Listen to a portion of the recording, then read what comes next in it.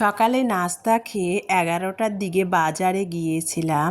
তো এই যে কী বাজার আনলাম সেটাই আপনাদের সাথে শেয়ার করতেছি। আর নাস্তা খেয়েই না সঙ্গে সঙ্গে দুপুরের জন্য রাইস কুকারে ভাতটা বসিয়ে দিয়ে বাজারে গিয়েছিলাম। এই যে সজনা, এখানে 6টা সজনা হবে। সজনাগুলো আর কি 50 টাকা দিয়ে নিয়েছি, 200 টাকা কেজি সজনা। তো যাই হোক আর কি, তো 250 গ্রাম সজনা নিয়েছি 50 টাকা। আর এই যে 8টা ডিম নিয়েছি, মানে 2 হালা ডিম নিয়েছে 100 টাকা, 50 টাকা হালি।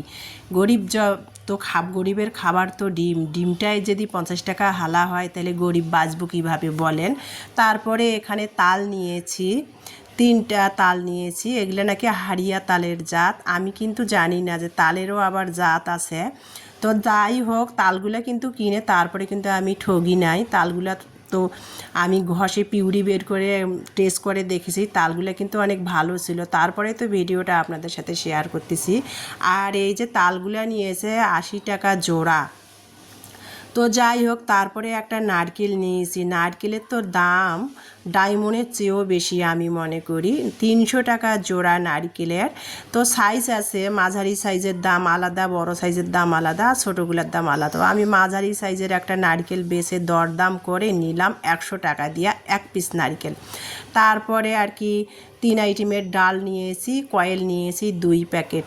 তারপরে একটু ভর্তা খাওয়ার জন্য শুকনো মরিচ নিয়েছি। আর কাঁচা মরিচের তো এখন বর্তমান 250-300 টাকা কেজি বাজারের দাম, বর্তমান কাঁচা বাজারের দাম আগুন লেগেছে।